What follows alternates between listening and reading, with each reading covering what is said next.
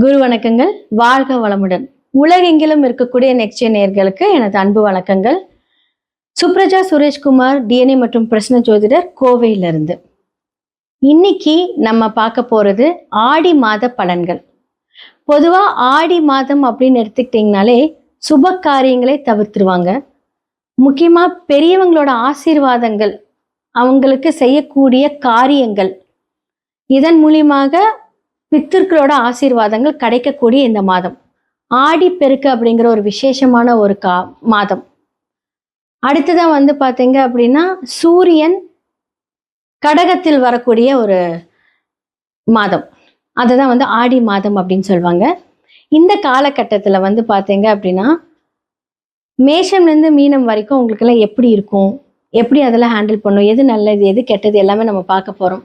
யார் யார் திருமணம் செய்யலாம், யாரெல்லாம் உங்களுடைய வாழ்க்கையில் புதுசாக பிஸ்னஸ் பண்ணலாம், வாழ்வில் பரிகாரமாக இருந்தாலும் சரி, கோவில் பரிகாரமாக இருந்தாலும் யாருக்கெல்லாம் ஆப்டாக இருக்கும், இது எல்லாமே நம்ம பார்க்க போகிறோம். அடுத்ததான் பார்த்தீங்கன்னா இந்த உலகளாவிய விஷயங்கள் அப்படின்னு சொல்லக்கூடிய இடத்துல பார்த்தீங்க அப்படின்னா நிதி நிலைகள் சம்பந்தப்பட்ட மாற்றங்கள் நிறையா வரும். ஏன்னா பார்த்தீங்க அப்படின்னா சில கிரக அமைப்புகள் ஆகஸ்ட் 2ஆம் தேதி பார்த்தீங்கன்னா சுக்கிரன் நீசமாகிறார். ஆகஸ்ட் 3ஆம் தேதி செவ்வாய் ரிஷப வீட்டிலேருந்து புதன் வீட்டுக்கு வராரு. அதே மாதிரி பார்த்தீங்க அப்படின்னா புதன் வக்கரத்திலிருந்து வக்கர நிவர்த்தியே தன்னுடைய சொந்த வீட்டுக்கு வராரு. அப்போ சூரியனோட குரு என்ன ஆகுறாரு, சூரியனோட குரு ரொம்ப க்ளோஸாக நெருங்கி வரும்போது குரு அஸ்தங்கம் ஆகுறாரு. ஆல்ரெடி சனி வக்கரம் ஆயிருக்காரு. அப்போ எத்தனை பெரிய மாற்றங்களை நம்ம பார்க்கக்கூடிய இந்த மாதம் ஆடி மாதம். அப்போ என்ன சொல்றது, இப்போ கோல்டு அப்படின்னு எடுத்துக்கிட்டீங்க அப்படின்னா இந்த கோல்டு பார்த்தீங்கன்னா கம்மியாகக்கூடிய ஒரு காலம். அடுத்தது அது அதிசாரம் விலை அப்படி கண்ணா பின்னா நேரப்போகுது. பட் இப்போ கொஞ்சம் மாற்றங்கள் பார்த்தீங்கன்னா சில பேசிக்கான அந்த ஃப்ளக்சுவேஷன்ஸ் தான் இருக்கும். ஆனால் அது முடிய காலத்தில் நிறைய திடீர்னு பார்த்தீங்க அப்படின்னா வேற லெவலில் இருக்கு. அப்போ யாருக்காவது கோல்டில் இன்வெஸ்ட்மெண்ட் பண்ணுறீங்க அப்படின்னு இந்த காலகட்டம் ரொம்ப நல்லா இருக்கும். அதே மாதிரி செவ்வாய் புதன் செயற்கையாக இருக்கும்போது நிதிநிலைகளில் பார்த்தீங்கன்னா இப்போ ஒன்று சொல்லியிருப்பாங்க, சடனாக ஒரு மாற்றத்தை கொடுப்பாங்க. அப்போ அரசு சம்பந்தப்பட்ட விஷயங்கள் பார்த்தீங்க அப்படின்னா தன்னுடைய ஸ்தானத்திலேருந்து சூரியன் விரைய ஸ்தானத்துக்கு இருக்கிறார் இல்லையா. அப்போ அரசு சம்பந்தப்பட்ட விஷயங்கள் நிறைய மாற்றங்கள், அது மூலியமாக நிறைய முதலீடுகள், அரசு நிறைய முதலீடுகள் பண்ண போகுது. இது எல்லாமே பார்த்தீங்கன்னா இந்த காலகட்டத்தில் நமக்கு உலகளாவிய விஷயங்களை நடக்க போகுது. இன்னுமே பார்த்தீங்கன்னா ராகு காற்று ராசியில் தான் இருக்காரு. அப்போ அதற்கான ஒரு விஷயங்கள் பார்த்தீங்கன்னா இம்பேக்ட் இருந்துக்கிட்டே தான் இருக்கும். முக்கியமாக இன்னொரு விஷயம் என்ன சொல்லணும் அப்படின்னா, சனி வக்கரமாக இருக்கும்போது நிலச்சரிவுகள், நீர் சார்ந்த அழிவுகள், இதெல்லாமே கொஞ்சம் ஜாக்கிரதையாக பார்த்துக்கணும். நீ அடுத்தது அந்த காற்று காலம், காற்று அதிவேகமாக என்ன சொல்றது, அதன் மூலியமாக மரணங்கள், இழப்புகள் இதெல்லாமே நடக்கும். முடிஞ்ச அளவுக்கு பார்த்தீங்க அப்படின்னா ட்ராவலிங் அப்படிங்கிறதுல கொஞ்சம் தவிர்த்துக்கோங்க. கரெக்டான ஒரு விஷயங்கள்லாம் பிளான் பண்ணி செய்கிறது இந்த காலகட்டத்தில் ரொம்ப நல்லா இருக்கு. மேஷம்லேருந்து மீனம் வரைக்கும் என்ன மாதிரியான பலன்கள் ஆடி மாதத்திற்கு அப்படிங்கிறத பார்த்துடலாம். மீன ராசி மற்றும் லக்னக்காரர்களுக்கு இந்த ஆடி மாத பலன்கள் எப்படி இருக்குன்னு பார்க்கலாம். லக்னத்திலே யார் இருக்காரு, சனி வக்கரமாயிருக்காரு. 12ஆம் இடத்துல யார் இருக்காங்க, ராகு இருக்காங்க. ஸோ 11, 12க்குரிய சனி வக்கரமாயிருக்கும் போது தூக்கம், நிம்மதி எதுவுமே இருக்காது. இதனால என்ன ஆகும் அப்படின்னா குரு 5ஆம் இடத்துல இருந்து என்ன பண்ணியிருப்பாரு, மனசுக்கு பிடிச்சதெல்லாம் சாப்பிட வச்சு நல்லா உடல் பருமனை கொடுத்துருப்பாரு. தேவையில்லாம தொப்பை போடுறது, உடல் பருமன் இந்த மாதிரி இடத்துல கொடுப்பாரு. அப்போ என்ன பண்ணுவீங்க அப்படின்னா நீங்களே நம்ம உடல் நிலைமை இந்த அளவுக்கு மோசமாயிடுச்சு, நம்ம இதுக்கான ஸ்டெப் எடுக்கணும் அப்படின்னு சொல்லிட்டு இந்த காலகட்டத்தில் என்ன பண்ணுவீங்க அப்படின்னா ஸ்டெப் எடுப்பீங்க.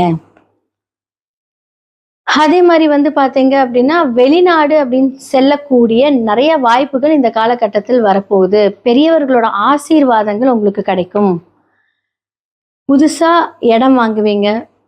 புதுசாக பார்த்தீங்க அப்படின்னா நிறைய பணம் சேருவதற்கான வாய்ப்புகள் இந்த காலகட்டத்தில் வரும்.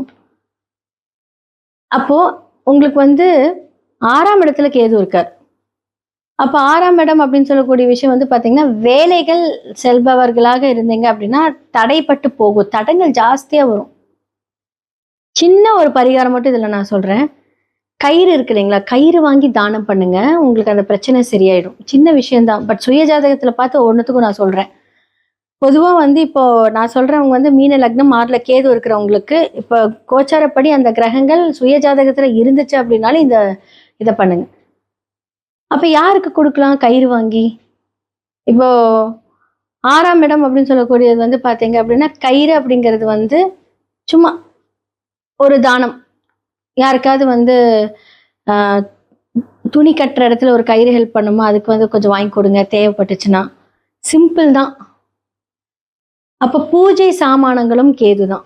அப்ப வீட்ல வந்து யாருக்காவது பூஜை சாமானம் வாங்கணும் அப்படின்னா, ஆன்மீக சம்மந்தப்பட்ட பொருட்களை வாங்கி யாருக்காவது குடுங்க. ரொம்ப சூப்பரா இருப்பீங்க. இந்த காலகட்டத்தில அது எல்லாமே தாண்டி வரும்.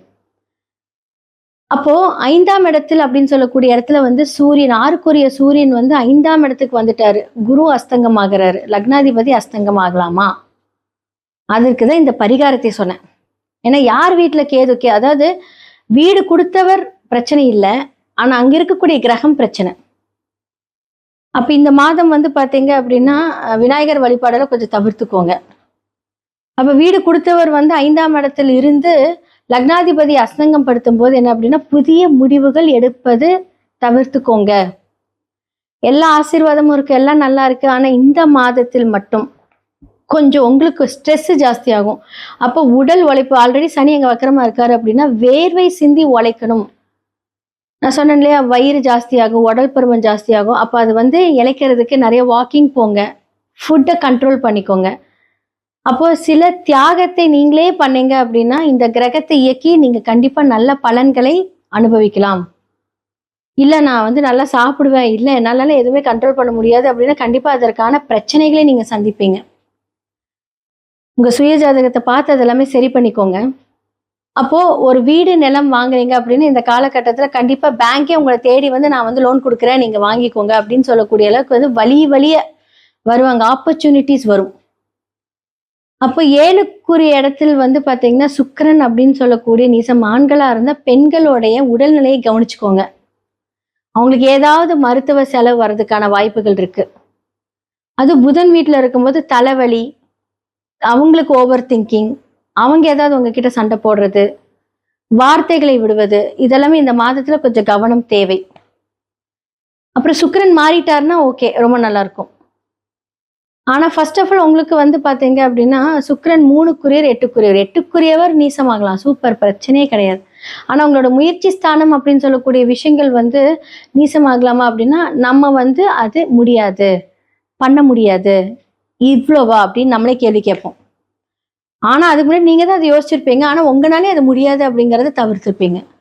ஏன்னா, உடல் உழைப்பு அப்படிங்கிறது இந்த காலகட்டத்தில ஏதாவது ஒரு வகையில வேர்வை சிந்திட்டீங்க அப்படின்னா சூப்பர்.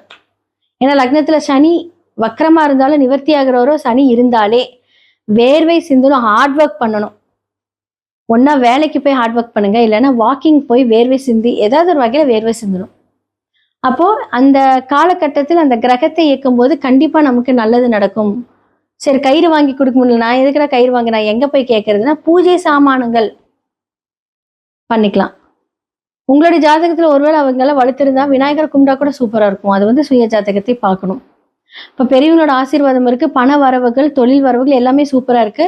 முக்கியமான இந்த ஒரு விஷயத்த மட்டும் டேக் கேர் பண்ணி அத ஹேண்டில் பண்ணிக்கோங்க. சூப்பரா இருக்க போறீங்க.